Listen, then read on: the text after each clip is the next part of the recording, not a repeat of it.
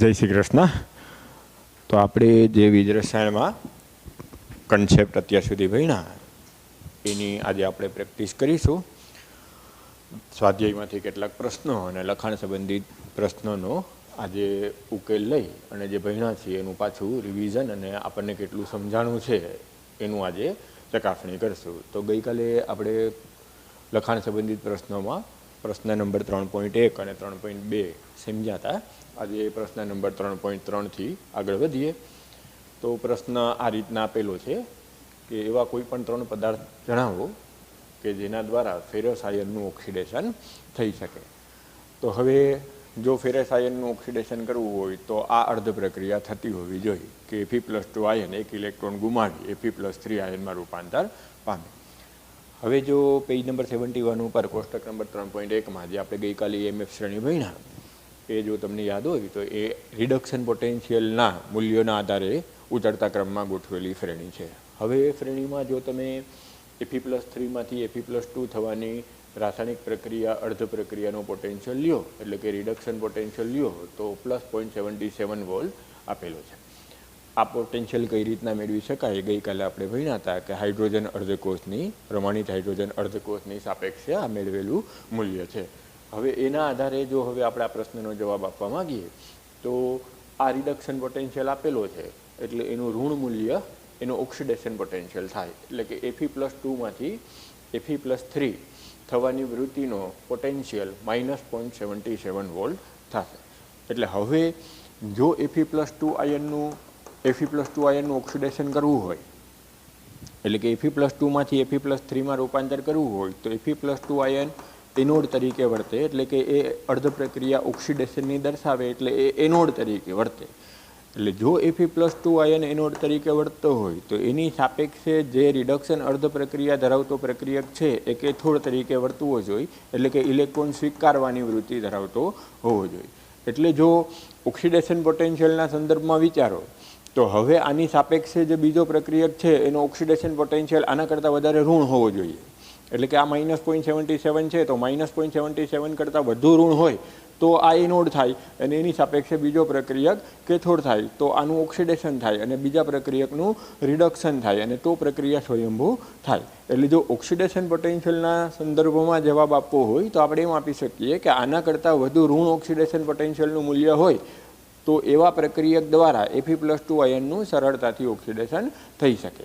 પરંતુ જે આપણને EMF શ્રેણી આપેલી છે એ રિડક્શન પોટેન્શિયલના સંદર્ભમાં આપેલી છે. એટલે જો ઓક્સિડેશન પોટેન્શિયલના આધારે જવાબ ના આપવો હોય તો એમ કહી શકાય કે તો રિડક્શન પોટેન્શિયલ જેનો ડાબી બાજુના પ્રક્રિયકનો વધારે હોય એ શ્રેણીમાં કોષ્ટક નંબર 3.1માં એવા પ્રક્રિયક દ્વારા Fe+2 આયનનું સરળતાથી Fe+3 આયનમાં ઓક્સિડેશન થઈ શકે. એટલે આઈધર જો ઓક્સિડેશન પોટેન્શિયલને ધ્યાનમાં લ્યો તો આના કરતાં વધુ ઋણ હોવું જોઈએ.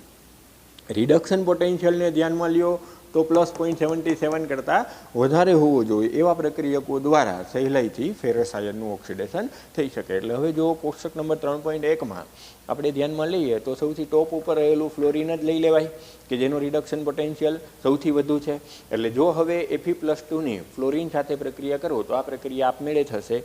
ફેરસનું ફેરિકમાં ઓક્સિડેશન થશે અને ફ્લોરિનનું ફ્લોરાઇડમાં રિડક્શન થશે અને આમ આવી રીતના તમે જાતે 3 પ્રક્રિયક પસંદ કરી શકો. દાખલા તરીકે ફ્લોરિનનો રિડક્શન પોટેન્શિયલ આના કરતાં વધારે છે, એવી જ રીતના ક્લોરિનનો રિડક્શન પોટેન્શિયલ એ આના કરતાં વધારે છે, બ્રોમિનનો રિડક્શન પોટેન્શિયલ એ આના કરતાં વધારે છે. એટલે આમ +0.77 કરતાં વધારે રિડક્શન પોટેન્શિયલ હોય એવા કોઈ પણ 3 પ્રક્રિયક તમે પસંદ કરો તો આ પ્રક્રિયાનો જે જવાબ આપણે જોઈએ છે એ સહેલાઈથી મળે. એટલે 2 રીતના તમે ઓક્સિડેશન પોટેન્શિયલના આધારે બી જવાબ આપી શકશો અને રિડક્શન પોટેન્શિયલના આધારે બી જવાબ આપી શકશો. એક વખત પાછું બોલું છું કે ફેરસ આયનનું ઓક્સિડેશન થવું જોઈએ. એટલે જો ફેરસ આયનનું ઓક્સિડેશન થતું હોય તો બીજા પ્રક્રિયકનું રિડક્શન થતું હોવું જોઈએ. તો બીજો પ્રક્રિયકનું રિડક્શન ક્યારે થાય? જ્યારે એનો રિડક્શન પોટેન્શિયલ આના કરતાં વધારે હોય ત્યારે. એટલે રિડક્શન પોટેન્શિયલ 0.77 વોલ્ટ કરતાં વધારે હોય એટલે કે EMF શ્રેણીમાં એના કરતાં ઉપર રહેલા કોઈ પણ 3 પ્રક્રિયક ચાલી શકે. હવે જો તમે આ રીતના ઓક્સિડેશન પ્રક્રિયાના આધારે જવાબ આપવા માંગતા હો તો ફેરસમાંથી ફેરિક થવાની પ્રક્રિયાનો વિદ્યુતધ્રુવ પોટેન્શિયલ -0.77 વોલ્ટ થાય તો હવે એનો મતલબ કે આના કરતાં વધુ ઋણ ઓક્સિડેશન પોટેન્શિયલ હોય તો એ કેથોડ તરીકે વર્તે અને આ એનોડ તરીકે વર્તે, ને તો પણ આ જ પ્રક્રિયા થઈ શકે. એટલે બે રીતના આપણે જવાબ આપી શકીએ કે આના કરતાં ઓક્સિડેશન પોટેન્શિયલ વધુ ઋણ હોય એવા, અથવા તો એ જ જવાબ આ રીતના થાય કે આના કરતાં રિડક્શન પોટેન્શિયલ વધુ હોય એવા પ્રક્રિયકોનો ઉપયોગ કરી શકાય. એટલે હવે તમારે કોષ્ટક નંબર 3.1માં પેજ નંબર 71માં એવા 3 પ્રક્રિયકો પસંદ કરવાના કે જે આ પ્રક્રિયાથી ઉપરની તરફ EMF શ્રેણીમાં આવેલા હોય, એટલે કે 0.77 વોલ્ટેજથી વધારે રિડક્શન પોટેન્શિયલ ધરાવતા કોઈ પણ 3 પ્રક્રિયકો પસંદ કરી શકો. સહેલાઈથી જવાબ આપવો હોય તો 3 હેલોજન તત્વો બોલી દેવાના કે ફ્લોરિન, ક્લોરિન અને બ્રોમિન એ Fe+2નું સરળતાથી Fe+3માં ઓક્સિડેશન કરી શકે. આ જ પ્રમાણે હવે જો સ્વાધ્યાયમાં 3.1 નંબરનો પ્રશ્ન છે એને સોલ્વ કરીએ તો આમાં આપેલું છે એલ્યુમિનિયમ, કોપર, ફેરમ એટલે કે આયર્ન, મેગ્નેશિયમ અને ઝિંક ધાતુ તત્વોના આપેલા છે. ને એમ કીધું છે કે ધાતુને એના ક્ષારના જલીય દ્રાવણમાંથી વિસ્થાપિત કરી શકાય એની માટેની પ્રબળતાનો ક્રમ જણાવો.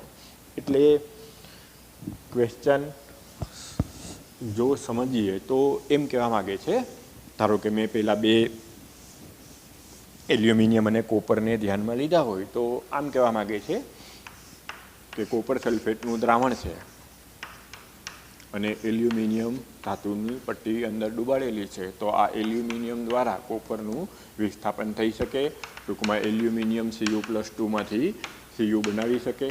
આ ટાઈપનો ક્વેશ્ચન આપણને અહીંયા પૂછેલો છે. એટલે હવે જો તમારે આનો જવાબ આપવો હોય તો ફરી પાછું કોષ્ટક નંબર 3.1નો ઉપયોગ કરવો પડે પેજ નંબર 71માંથી, અને જે રિડક્શન પોટેન્શિયલના મૂલ્યો આપેલા છે એના આધારે તમારે વાસ્તવિક પ્રક્રિયાઓ છે કે નહીં એ જાણીને જવાબ આપવો પડે. તો અત્યારે જો હવે હું આ ઉદાહરણને સમજાવું તો એલ્યુમિનિયમનો રિડક્શન પોટેન્શિયલ -1.66 વોલ્ટ છે. Cu+2નો રિડક્શન પોટેન્શિયલ Cu+2માંથી Cu થવાનો રિડક્શન પોટેન્શિયલ +0.34 વોલ્ટ છે. એટલે હવે જો હું આ પ્રક્રિયાનો E0 સેલ લઉં તો E0 oxidation of cathode -E0 reduction of cathode -E0 reduction of anode લઉં તો કોપરનો પોટેન્શિયલ +0.34 વોલ્ટ છે રિડક્શન પોટેન્શિયલ. એનોડનો રિડક્શન પોટેન્શિયલ -1.66 વોલ્ટ છે. એટલે એનો મતલબ E0 સેલ ધન આવે. E0 સેલ ધન આવે એટલે એનો મતલબ પ્રક્રિયા વાસ્તવિક થાય. એટલે એનો મતલબ એલ્યુમિનિયમ ધાતુ દ્વારા દ્રાવણમાં રહેલા Cu+2નું વિસ્થાપન થઈ શકે. એટલે કે બીજા શબ્દોમાં જો નીટ અને જીમાં ક્વેશ્ચન પૂછવો હોય તો એમ પૂછી શકે કે આમાં ધાતુ રિડક્શન કરતા તરીકે વર્તી શકે કે નહીં. તો સાચી વાત થાય કે આ પ્રક્રિયામાં એલ્યુમિનિયમ દ્વારા Cu+2નું રિડક્શન થાય છે એટલે ધાતુ રિડક્શન કરતા તરીકે વર્તી શકે છે. અથવા તો એને આપણા ક્વેશ્ચન પ્રમાણે વિચારીએ તો એમ કહેવા માગે છે કે એલ્યુમિનિયમ ધાતુ દ્વારા દ્રાવણમાં રહેલા Cu+2નું વિસ્થાપન થઈ શકે કે નહીં. તો જવાબ એમ આવે કે એલ્યુમિનિયમ દ્વારા કોપર સલ્ફેટમાં રહેલા કોપરનું વિસ્થાપન થઈ શકે. તો હવે જો આટલો કન્સેપ્ટ તમને સમજાણો હોય તો એનો મતલબ એવો થાય કે જેનો રિડક્શન પોટેન્શિયલ વધારે હોય એ ઓછા રિડક્શન પોટેન્શિયલ ધરાવતા દ્રાવણમાંથી ધાતુનું વિસ્થાપન કરી શકે, આયર્નનું વિસ્થાપન કરી શકે. એલ્યુમિનિયમનો રિડક્શન પોટેન્શિયલ -1.66 વોલ્ટ છે, કોપરનો રિડક્શન 0.34 વોલ્ટ છે. તો એનો મતલબ કે આનો રિડક્શન પોટેન્શિયલ ઓછો છે એટલે એનોડ તરીકે વર્તશે. આનો રિડક્શન પોટેન્શિયલ કેથોડ વધારે છે એટલે કેથોડ તરીકે વર્તશે અને પરિણામે એક વાસ્તવિક વીજરાસાયણિક કોષ ધરાવતી રેડોક્સ પ્રક્રિયા બનશે. એટલે કે aluminium +Cu+2 gives Cu + aluminium +3 નો વીજરાસાયણિક પ્રક્રિયાનો પોટેન્શિયલ ધન આવશે. એટલે આ પ્રક્રિયા એક વાસ્તવિક થશે. એટલે આમ એલ્યુમિનિયમ દ્વારા Cu+2 આયનનું વિસ્થાપન થઈ કોપર ધાતુ મુક્ત થઈ શકે. તો હવે એ જ રીતના ઊંધું વિચારો કે કોપર ધાતુને એલ્યુમિનિયમ સલ્ફેટના દ્રાવણમાં ડૂબાડો તો અવાસ્તવિક પ્રક્રિયા થશે. જેનો રિડક્શન પોટેન્શિયલ વધારે છે એ એનોડ અને જેનો રિડક્શન પોટેન્શિયલ ઓછો છે એ કેથોડ તરીકે વર્તે. એટલે એવી પ્રક્રિયાનો કોષ પોટેન્શિયલ ઋણ આવે. કોષ પોટેન્શિયલ ઋણ આવે એટલે મુક્ત ઉર્જાનો ફેરફાર ધન થાય. પરિણામે એ પ્રક્રિયા સંભવી શકે નહીં. એટલે કોપર ધાતુ દ્વારા એલ્યુમિનિયમના દ્રાવણમાંથી એલ્યુમિનિયમનું વિસ્થાપન થઈ શકે નહીં, પરંતુ એલ્યુમિનિયમ દ્વારા કોપરના દ્રાવણમાં રહેલા આયનનું વિસ્થાપન થઈ શકે. એટલે ફરી પાછું હું ટૂંકમાં તમને જો સમજાવવા માગું છું એ જો યાદ રાખો તો જેનો રિડક્શન પોટેન્શિયલ ઓછો છે એના દ્વારા જેનો રિડક્શન પોટેન્શિયલ વધુ છે એના દ્રાવણમાંથી આયનનું વિસ્થાપન થઈ શકે. એટલે કે એલ્યુમિનિયમ છે એ રિડક્શન કરતા તરીકે કોપર માટેની પ્રક્રિયામાં વર્તી શકે, પણ કોપર છે એ એલ્યુમિનિયમના દ્રાવણ સાથે કોપર રિડક્શન કરતા તરીકે વર્તી શકે નહીં. એટલે જો હવે તમે ઝડપથી આ પ્રશ્નનો જવાબ આપવા માંગતા હો તો તમારે રિડક્શન પોટેન્શિયલની વેલ્યુને ધ્યાનમાં લેવાની. એલ્યુમિનિયમનો રિડક્શન પોટેન્શિયલ -1.66 વોલ્ટ છે, કોપરનો રિડક્શન પોટેન્શિયલ +0.34 વોલ્ટ છે, એફીનો રિડક્શન પોટેન્શિયલ -0.44 વોલ્ટ છે, મેગ્નેશિયમનો રિડક્શન પોટેન્શિયલ -2.36 વોલ્ટ છે અને ઝીંકનો રિડક્શન પોટેન્શિયલ -0.76 વોલ્ટ છે. હવે જો આને રિડક્શન પોટેન્શિયલના ઉતરતા ક્રમમાં ગોઠવી દઈએ તો સૌથી વધુ રિડક્શન પોટેન્શિયલ કોપરનો થાય અને સૌથી ઓછો રિડક્શન પોટેન્શિયલ મેગ્નેશિયમનો થાય. એનો મતલબ કે મેગ્નેશિયમ સૌથી વધુ પ્રબળ રિડક્શન કરતા તરીકે વર્તી શકે અને કોપર છે એ સૌથી નિર્બળ રિડક્શન કરતા તરીકે વર્તી શકે. એટલે એનો મતલબ હવે આમ થઈ શકે કે મેગ્નેશિયમ દ્વારા એલ્યુમિનિયમ આયનનું વિસ્થાપન થઈ શકે, મેગ્નેશિયમ દ્વારા ઝીંક +2 આયનનું વિસ્થાપન થઈ શકે, મેગ્નેશિયમ દ્વારા Fe+ આયનનું વિસ્થાપન થઈ શકે અને મેગ્નેશિયમ દ્વારા Cu+2 આયનનું વિસ્થાપન થઈ શકે. એટલે કે મેગ્નેશિયમ આ બધા ક્ષારના દ્રાવણમાં રહેલા ધાતુ આયનનું વિસ્થાપન કરી શકે. હવે જો નીટમાં એમ પૂછે કે આમાંથી એલ્યુમિનિયમ કોનું વિસ્થાપન કરી શકે નહીં, તો હવે તમને જવાબ આવડી જવો જોઈએ કે એલ્યુમિનિયમ દ્વારા મેગ્નેશિયમનું વિસ્થાપન નહીં થાય, બાકીના ત્રણેયનું થશે. આ જ પ્રમાણે જો એમ પૂછે કે ઝીંક દ્વારા કોનું વિસ્થાપન થઈ શકે અને કોનું ના થઈ શકે, યોગ્ય વિકલ્પ જણાવો, તો ઝીંક દ્વારા એલ્યુમિનિયમના દ્રાવણમાં કે મેગ્નેશિયમના દ્રાવણમાં રહેલા આયનનું વિસ્થાપન ના થઈ શકે, પરંતુ ઝીંક દ્વારા Fe અને Cuના દ્રાવણમાં રહેલા આયનનું વિસ્થાપન થઈ શકે.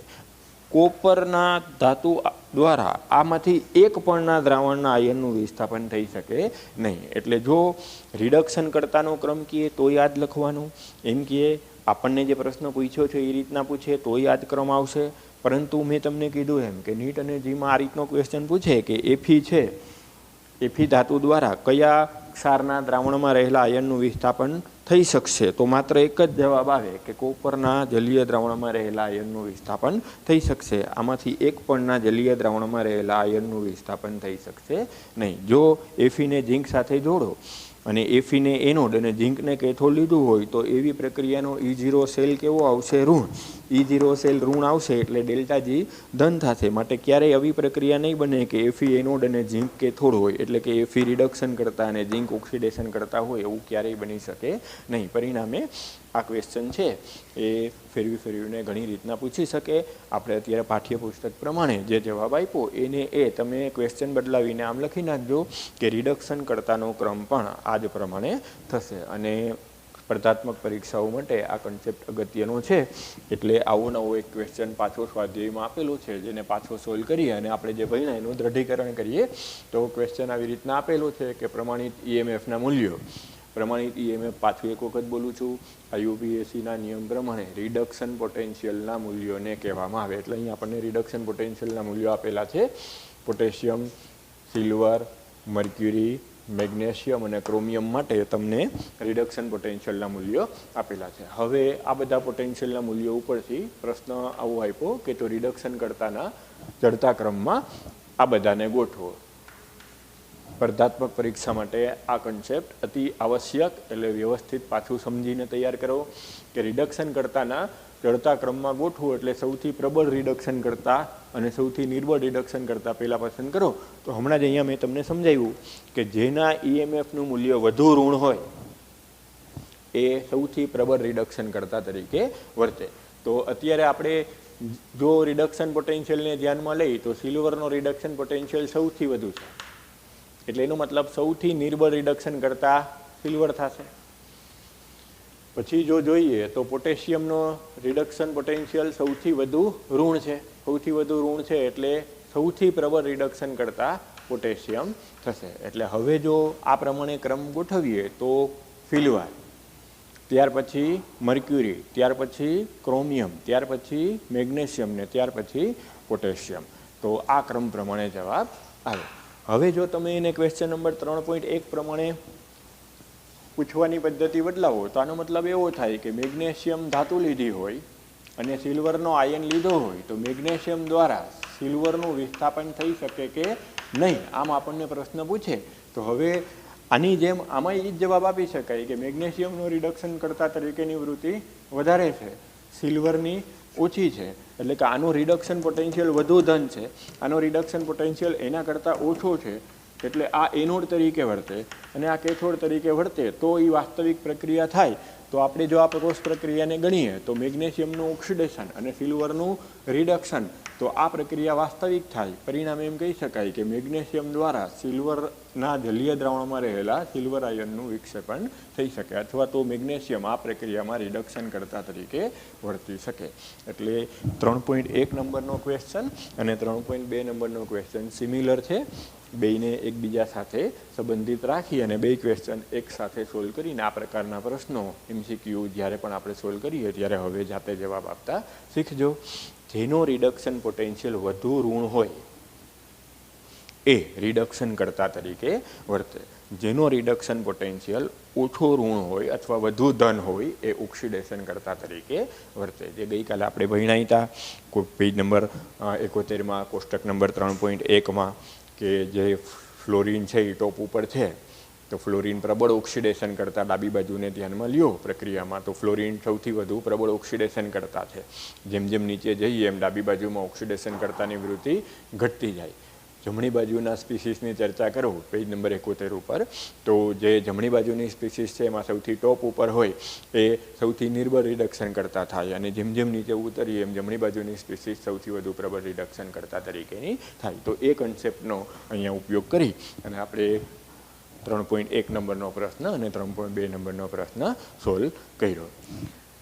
હવે એવી જ રીતના 3.3 નંબરનો પ્રશ્ન સોલ્વ કરીએ. તો 3.3 નંબરના ક્વેશ્ચનમાં આપણને એક રેડોક્સ પ્રક્રિયા આપેલી છે.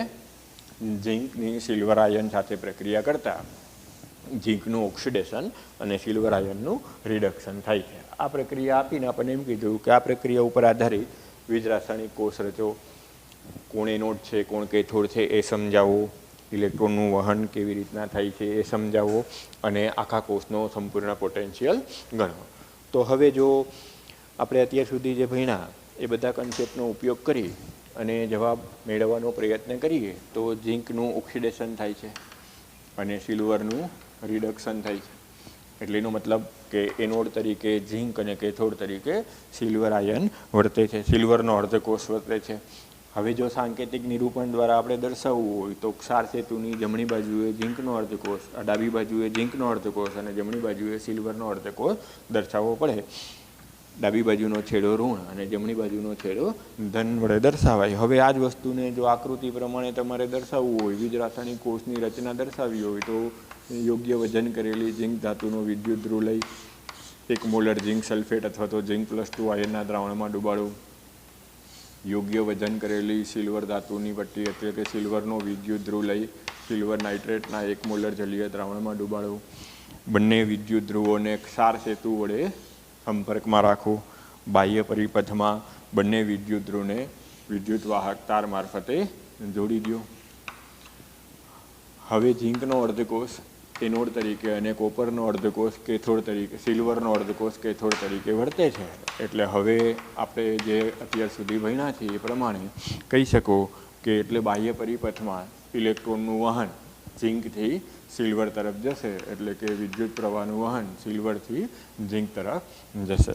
બાહ્ય પરિપથમાં જે વિદ્યુતનું વહન છે એ આ મુક્ત ઇલેક્ટ્રોનને કારણે થાય છે, જ્યારે આંતરિક પરિપથમાં ઇલેક્ટ્રોનનું વહન આયનોના સ્થળાંતરને કારણે થઈ છે. અહીંથી ઋણ આયન જમણી બાજુથી ડાબી બાજુ આવે એટલે પરિપથ પૂર્ણ થાય અને પરિણામે વિદ્યુત રાસાયણિક કોષ કાર્યરત રહે. એટલે જો એમ પૂછે કે વિદ્યુતના વહન માટે વાહકો જણાવો તો બાહ્ય પરિપથમાં ઝિંકથી સિલ્વર માટેના વિદ્યુતના વહન માટે મુક્ત ઇલેક્ટ્રોન જવાબદાર છે, જ્યારે આંતરિક પરિપથમાં ક્ષાર સેતુના રહેલા આયનો એના માટે જવાબદાર થાય.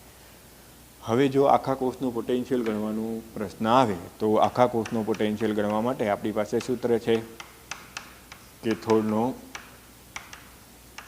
રિડક્શન પોટેન્શિયલ માઇનસ એનોડનો રિડક્શન પોટેન્શિયલ. અહીં એનોડ તરીકે ઝિંક છે અને કેથોડ તરીકે સિલ્વરનો અર્ધકોષ છે, તો સિલ્વરના અર્ધકોષનો રિડક્શન પોટેન્શિયલ EMF શ્રેણીમાંથી લઈ લઈએ તો +0.80 વોલ્ટ આવે. ઝિંકનો રિડક્શન પોટેન્શિયલ લઈએ તો -0.76 વોલ્ટ આવે. અને પરિણામે હવે જો આખા કોષનો પ્રમાણિત EMF અથવા પોટેન્શિયલ પૂછે તો કહી શકાય કે 1.56 વોલ્ટ થશે. એટલે આમ જે 3.3 નંબરનો ક્વેશ્ચન છે એ ગેલ્વેનિક કોષના સંદર્ભમાં આપેલો છે. તો આપણે જે ડેનિયલ કોષનું ઉદાહરણ લઈ અને સમજ્યા હતા એ જ પ્રમાણે ફરી પાછું અહીંયા કહી શકાય. હવે જો આમાં વધારાનો ક્વેશ્ચન એને નથી પૂછેલો, પણ જો એમ કહી દઈએ કે ખરા ખોટા વિધાન આપીને એમ કહી દઈએ ખરા ખોટા વિધાનના સંદર્ભમાં જવાબ આપો, અને આવું કહે કે અહીં પ્રક્રિયા દરમિયાન ઝીંકનું વજન ઘટતું જાય છે તો એ સાચું થાય, એમ કે સિલ્વર ધાતુનું વજન વધતું જાય છે તો એ સાચું થાય, એમ કે બાહ્ય પરિપથમાં વિદ્યુતનું વહન ઝીંકથી સિલ્વર તરફ થાય છે તો વિધાન ખોટું થાય, વિદ્યુતનું વહન સિલ્વરથી ઝીંક તરફ થતું જોવા મળે. એટલે આમ આખો ક્વેશ્ચન ગેલ્વેનિક કોષના સંદર્ભથી આપણને આપેલો છે. હવે જો ક્વેશ્ચન નંબર 3.4ને સોલ્વ કરીએ તો 3.4 નંબરના પહેલા દાખલામાં આપણને પ્રક્રિયા આપેલી છે કે ક્રોમિયમનું રેડોક્સ પ્રક્રિયા દરમિયાન ક્રોમિયમ +3 આયનમાં ઓક્સિડેશન થાય છે અને કેડમિયમ +2 આયનનું કેડમિયમ ધાતુમાં રિડક્શન થાય છે. તો આ રેડોક્સ પ્રક્રિયા દરમિયાન પ્રમાણિત મુક્ત ઉર્જાનો ફેરફાર ગણો અને આ રેડોક્સ પ્રક્રિયા ઉપર આધારિત ગેલ્વેનિક કોષ અથવા વોલ્ટેઇક કોષ રચવામાં આવે તો એનો પ્રમાણિત EMF ગણો. હવે મોટે ભાગે તો તમને કોમ્પિટિટિવ એક્ઝામમાં ડેટા આપી જ દેશે, આપણને રકમમાં આપેલા નથી, પણ EMF શ્રેણી ઉપરથી પેજ નંબર 71 ઉપરથી કોષ્ટક નંબર 3.1માંથી ડેટા અહીં લઈ તો ક્રોમિયમનો રિડક્શન પોટેન્શિયલ -0.74 વોલ્ટ અને કેડમિયમનો રિડક્શન પોટેન્શિયલ -0.40 વોલ્ટ હોય. એટલે કેડમિયમનો રિડક્શન પોટેન્શિયલ વધારે છે એટલે એ કેથોડ તરીકે વર્તે છે, અને ક્રોમિયમનો રિડક્શન પોટેન્શિયલ ઓછો છે એટલે જો વોલ્ટેઇક કોષ રચીએ તો ક્રોમિયમ એનોડ તરીકે વર્તે. એટલે હવે જો પ્રમાણિત EMFના સૂત્રનો ઉપયોગ કરીએ તો કોષનો EMF = reduction potential of cathode minus reduction potential of anode થાય. એટલે -0.40 -0.74 એટલે કે આખા કોષનો પ્રમાણિત પોટેન્શિયલ +0.34 વોલ્ટ થાય.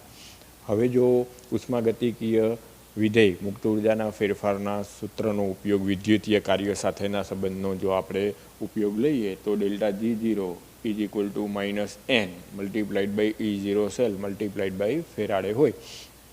એન શું છે એ મેં તમને આગળના લેક્ચરમાં સમજાવેલું કે રેડોક્સ પ્રક્રિયા દરમિયાન જે ઇલેક્ટ્રોનનો વિનિમય થતો હોય એ સંખ્યાને અહીંયા n વડે દર્શાવવામાં આવે. એ કિંમત અહીંયા nની જગ્યાએ મૂકવાની થાય તો અત્યારે જો તમે ઇલેક્ટ્રોનનો વિનિમય જુઓ તો 0માંથી +6 અથવા +6માંથી 0. એટલે આમ ઇલેક્ટ્રોનનો વિનિમય આપેલી રેડોક્સ પ્રક્રિયા દરમિયાન 6 ઇલેક્ટ્રોનનો થાય છે. પરિણામે અહીંયા n = 6 મૂકવું. E0 સેલ તો આપણે અહીંયા આગળ ગણ્યું +0.34 વોલ્ટ મૂકવું. ફેરાડે અચળાંક તમને આવડતો હોય 96,487 કુલમ હોય, પણ સગવડતા માટે સરળતા માટે 96,500 કુલમ લઈ લેવામાં આવે. હવે આનો એકમ વોલ્ટ થાય, આનો એકમ કુલમ થાય, એટલે વોલ્ટ × કુલમને આપણે જૂલ વડે દર્શાવીએ તો આનો આન્સર આ પ્રકારનો આવે. તો આવી રીતના તમને જે 3.4 નંબરનો ક્વેશ્ચન છે એમાં બીમાં Fe અને Ag વાળી રેડોક્સ પ્રક્રિયા આપી છે. તો એના માટે આ જે ΔG0 અને E0 સેલ ગણવાના છે એ મેં તમને આજે ગણાવ્યા એ પ્રમાણે હોમવર્કમાં ગણી લેવા. ન આવડે તો પછી પાછું મને પૂછી લેવું. પણ આ રીતને જો ફોલો કરશો તો બહુ સરળતાથી જવાબ આવી જશે. જે રિડક્શન પોટેન્શિયલની વેલ્યુ છે એ કોષ્ટક નંબર 3.1માંથી લઈ લેવી. સૂત્ર E0 સેલનું કેથોડમાંથી એનોડનો રિડક્શન પોટેન્શિયલ બાદ કરવો એટલે E0 સેલ મળી જશે. આ E0 સેલને વિદ્યુતીય કાર્ય સાથેના સંબંધમાં મૂકો. ΔG0R = -n × E0 cell × F એટલે તમને જવાબ મળી જશે. એનની કિંમત ખાસ ધ્યાન રાખવાની કે રેડોક્સ પ્રક્રિયા દરમિયાન જે ઇલેક્ટ્રોનનો વિનિમય થાય એની સંખ્યા બરાબર ગણવામાં આવે. હવે એક એક્સ્ટ્રા ક્વેશ્ચન આપણી મેળે ભણીએ. ધારો કે મને આ 3 પોટેન્શિયલના વિભવના મૂલ્ય આપેલા છે અને મને પ્રશ્ન આવો પૂછ્યો છે કે આ 1, 2 અને 3 અર્ધકોષમાંથી કયા 2 અર્ધકોષને જોડું તો મહત્તમ કોષ પોટેન્શિયલ ધરાવતા ગેલ્વેનિક કોષની રચના થાય. ફરી પાછું રિપીટ કરું છું કે મને 3 અર્ધકોષના વિભવના પોટેન્શિયલના મૂલ્ય આપેલા છે અને હવે આવો ક્વેશ્ચન મને પૂછ્યો કે આ 3માંથી કયા 2ને જોડીએ તો મહત્તમ કોષ પોટેન્શિયલ ધરાવતા વીજ રાસાયણિક કોષની રચના થાય. તો હવે ખાસ જે હું બોલું છું એ ધ્યાન રાખજો. તમને જ્યારે કોષ પોટેન્શિયલનો વિભવ આપેલો હોય અર્ધકોષનો, ત્યારે તમારે આ સંજ્ઞા ખાસ જોવી. અહીં જે વિભવ આપ્યો છે એ મને આમ આપ્યો છે, નિકલમાંથી નિકલ +2. એટલે ઇટ મીન્સ ધેટ કે મને અત્યારે ઓક્સિડેશન પોટેન્શિયલ આપેલો છે. આમાં આમ આપ્યું છે પીબીમાંથી PB+2. એટલે એનો મતલબ અહીંયા મને જે વિભવ આપેલો છે એ ઓક્સિડેશન પોટેન્શિયલનો આપેલો છે. મોટે ભાગે તો એવું નહીં બને. હવે NCERTના અને IUPACના જે કન્સેપ્ટ પ્રમાણે રિડક્શન પોટેન્શિયલ જ આપે છે, પરંતુ કેટલીક વાર જો આપણને હેરાન કરવા હોય તો આવી રીતના ઓક્સિડેશન પોટેન્શિયલનો વિભવ આપી દે. જો ચોખવટ ના કરી હોય ને એમ કીધું હોય કે લેડનો પ્રમાણિત વિભવ અર્ધકોષનો, તો રિડક્શન જ લઈ લેવાનો. આપ્યું હોય જે વેલ્યુ છે એને કઈ લઈ લેવાની? રિડક્શન. પણ જો આવી રીતના પર્ટિક્યુલરલી કીધેલું હોય તો હવે તમારે આને ઓક્સિડેશન પોટેન્શિયલ કન્સિડર કરવો પડે. અહીંયા આમ આપ્યું E0 Cu+2 માંથી Cu. ઇટ મીન્સ ધેટ કે અહીંયા આપણને રિડક્શન પોટેન્શિયલ આપેલો છે. તો હવે જ્યારે મારે આ બેને જોડવા હોય કે આ બેને જોડવા હોય કે આ બેને જોડવા હોય ત્યારે જે વિભવ છે એ સમાન હોવા જોઈએ. ગઈકાલે આગલા લેક્ચરમાં આપણે એવી ચર્ચા કરેલી કે કોષ પોટેન્શિયલ એટલે બે અર્ધકોષોના ઇલેક્ટ્રોન મુક્ત કરવાની તીવ્રતાનો તફાવત અથવા ઇલેક્ટ્રોન સ્વીકારવાની તીવ્રતાનો તફાવત. એકની ઇલેક્ટ્રોન મુક્ત કરવાની તીવ્રતા અને એકની ઇલેક્ટ્રોન સ્વીકારવાની તીવ્રતા ના ચાલે. કાં તમે બેની ઇલેક્ટ્રોન સ્વીકારવાની તીવ્રતાનો તફાવત લો તો કેથોડમાંથી એનોડ બાદ કરવાનું, કાં ઇલેક્ટ્રોન મુક્ત કરવાની તીવ્રતાનો તફાવત લો તો એનોડમાંથી કેથોડ બાદ કરવાનું. પણ એકની ઇલેક્ટ્રોન મુક્ત કરવાની અને એકની ઇલેક્ટ્રોન સ્વીકારવાની તીવ્રતાનો તફાવત વિદ્યુત દબાણમાં ના લઈ શકાય. એટલે હવે ખાસ ધ્યાન રાખવાનું કે જો હું નિકલ અને લેડના અર્ધકોષને જોડીશ તો મને બેયના ઓક્સિડેશન પોટેન્શિયલ આપ્યા છે, એટલે મારે એ ફેરફાર ના કરવું તોય ચાલશે. તો હું સીધું આવું સૂત્ર મૂકી દઈશ કે E0 સેલ એ એનોડનો ઓક્સિડેશન પોટેન્શિયલ માઇનસ કેથોડનો ઓક્સિડેશન પોટેન્શિયલ, કારણ કે આનો ઓક્સિડેશન પોટેન્શિયલ વધારે છે એટલે એનોડ તરીકે વર્તશે, આનો ઓક્સિડેશન પોટેન્શિયલ ઓછો છે એટલે એ કેથોડ તરીકે વર્તશે. બેયનો તફાવત લઈ તો 0.12 વોલ્ટ મળશે. હવે હું 2 અને 3ને જોડું ત્યારે ખાસ ધ્યાન રાખીશ કે મને અહીં ઓક્સિડેશન પોટેન્શિયલ આપ્યો છે, કોપરનો રિડક્શન પોટેન્શિયલ આપ્યો છે, તો ડાયરેક્ટ બેયનો તફાવત ના લઈ શકાય. એટલે હવે મારે લેડના ઓક્સિડેશન પોટેન્શિયલને એના રિડક્શન પોટેન્શિયલમાં ફેરવી નાખવું. તો ગઈકાલે આપણે ઘણી બધી વખત ચર્ચા કરી હતી કે ઓક્સિડેશન પોટેન્શિયલ અને રિડક્શન પોટેન્શિયલની વેલ્યુ સરખી હોય પરંતુ એનું ચિહ્ન વિરુદ્ધ હોય. તો હવે લેડનો રિડક્શન પોટેન્શિયલ -0.13 વોલ્ટ થાય, કોપરનો રિડક્શન પોટેન્શિયલ આપણને આપેલું છે 0.34 વોલ્ટ. હવે આ બેયને જોડીએ ત્યારે આનો રિડક્શન પોટેન્શિયલ વધારે છે એટલે એ કેથોડ તરીકે વર્તે, આનો રિડક્શન પોટેન્શિયલ ઓછો છે એટલે એનોડ તરીકે વર્તે. હવે સૂત્ર મૂકીએ કે કોષ પોટેન્શિયલ બરાબર કેથોડનો રિડક્શન પોટેન્શિયલ માઇનસ એનોડનો રિડક્શન પોટેન્શિયલ, તો +0.34 વોલ્ટ માઇનસ -0.13 વોલ્ટ એટલે 0.47 વોલ્ટ થાય. તેનો મતલબ 2 અને 3ને જોડીએ અને જે વાસ્તવિક પ્રક્રિયા થાય એ વાસ્તવિક રેડોક્સ પ્રક્રિયાના વોલ્ટેજ કોષનો પોટેન્શિયલ 0.47 વોલ્ટ થાય. હવે એવી જ રીતના 3 અને 1ને જોડું તો એમાંય આ જ મુશ્કેલી પડશે કે મને કોપરનો રિડક્શન પોટેન્શિયલ આપ્યો છે જ્યારે નિકલનો ઓક્સિડેશન પોટેન્શિયલ આપ્યો છે. એટલે હવે હું પહેલાં શું કરી, નિકલના રિડક્શન પોટેન્શિયલમાં ફેરવી નાખીશ. એટલે અહીંયા મને શું મળશે? -0.25 વોલ્ટ. નિકલ +2 માંથી 0 થવાની વૃત્તિ અર્ધકોષના પોટેન્શિયલની 0.25 વોલ્ટ માઇનસ મળશે. હવે આનો રિડક્શન પોટેન્શિયલ ઓછો છે, આનો રિડક્શન પોટેન્શિયલ વધારે છે. ઇટ મીન્સ ધેટ આ કેથોડ છે અને આ એનોડ છે. એટલે ફરી પાછું સૂત્ર વાપરવું કે આ બેયને જોડતા જે વિધ રાસાયણિક કોષ રચાય એમાં 0.34 કેથોડ -0.25 એનોડ, એટલે એ બેયનો સરવાળો કરીએ, માઇનસ માઇનસ પ્લસ થાય એટલે સરવાળો કરીએ તો 0.59 વોલ્ટ થાય. એટલે હવે જો ક્વેશ્ચન આપણને નીટ અથવા જીમાં પૂછે કે ન્યૂનતમ અને મહત્તમ કોષ પોટેન્શિયલ કયા બેને જોડતા મળે, તો જો મહત્તમ પોટેન્શિયલ કયા બેને જોડતા મળશે? 1 અને 3ને જોડતા મળશે, અને ન્યૂનતમ પોટેન્શિયલ 1 અને 2ને જોડતા મળશે. એટલે આ ટાઈપનો ક્વેશ્ચન જો આપણી પાસે આવે તો આવી રીતના આખો સોલ્વ કરવાનો થશે. આપણને EMFના વેલ્યુ મોટે ભાગે રિડક્શન પોટેન્શિયલના સંદર્ભમાં આપેલી હશે, પરંતુ જો કેટલીક વાર મેં તમને જે ઉદાહરણ આપ્યું એવી રીતના આપેલી હોય અને બે અર્ધકોષમાંથી એકનો ઓક્સિડેશન આપ્યો હોય ને એકનો રિડક્શન આપ્યો હોય તો કાં બેયને રિડક્શનમાં ફેરવી નાખો અને કાં બેયને ઓક્સિડેશનમાં ફેરવી નાખો. જો ઓક્સિડેશનમાં ફેરવી અને પ્રમાણિત EMF આખા કોષનો ગણવાનો હોય તો સૂત્ર શું મૂકશો? એનોડમાંથી કેથોડના ઓક્સિડેશન પોટેન્શિયલનો તફાવત. અને જો રિડક્શન પોટેન્શિયલથી તમારે પ્રમાણિત વિભવ સંપૂર્ણ કોષનો ગણવો હોય તો સૂત્ર શું મૂકશો? કેથોડના રિડક્શન પોટેન્શિયલમાંથી એનોડનો રિડક્શન પોટેન્શિયલ આપેલા અર્ધકોષનો બાદ કરી અને જવાબ આપવો. હવે એવી જ રીતના એક બીજા વિશિષ્ટ પ્રકારના ક્વેશ્ચનની ચર્ચા કરીએ કે ધારો કે મને આ પ્રકારનો એક વીજ રાસાયણિક કોષ આપેલો છે કે ઝીંકમાંથી ઝીંક +2 થાય છે, H+માંથી H2 બને છે. આ એક અર્ધકોષ, બે અર્ધકોષને જોડી અને એક વીજ રાસાયણિક કોષની રચના કરેલી છે. તો આમાં પ્રક્રિયા લખો. તો હવે જો ઝડપથી લખું તો તમે સમજી શકશો કે ઝીંકનું ઓક્સિડેશન થશે, H+નું રિડક્શન થશે, પરિણામે આ પ્રકારની એક રેડોક્સ પ્રક્રિયા થશે. હવે પ્રમાણિત વીજ રાસાયણિક કોષ હશે તો અહીંયા 1 મોલર સાંદ્રતા જલીય દ્રાવણ, અહીંયા 1 મોલર સાંદ્રતા જલીય દ્રાવણ, અહીંયા 1 વાતાવરણ દબાણ અને વાયુ, આટલું લખવાનું થશે. તો કુલ પ્રક્રિયા આ પ્રકારની થશે: ઝીંકનું ઓક્સિડેશન અને H+નું રિડક્શન. તો હવે આની જેમ જ મને એમ કહે કે આ કોષની પ્રક્રિયા લખો.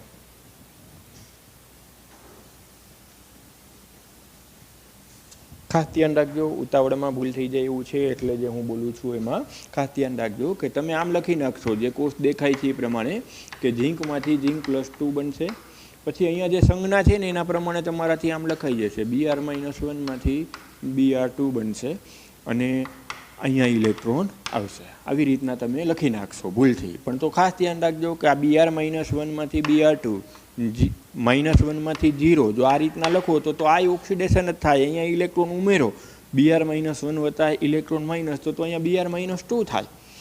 પણ અહીંયા સંજ્ઞામાં આપી છે, ઓલામાં કેમ H+માંથી H2 હતું એમ આમાં આવી સંજ્ઞા આપી છે એટલે આપણાથી ભૂલથી એવું લખાઈ જાય. એટલે કુલ પ્રક્રિયા કંઈક એવી વિચિત્ર આવે, તમે આવી રીતના લખી નાખો કે ઝીંક વત્તા Br-1 પછી ગીવ ઝીંક +2 વત્તા Br2 અને સમીકરણ આમ સંતુલિત કરી નાખો. તો હવે કેટલી મોટી મિસ્ટેક થઈ હોય કે 0માંથી +2 તો ઝીંકનું ઓક્સિડેશન, આ -2માંથી 0 તો એનું ઓક્સિડેશન.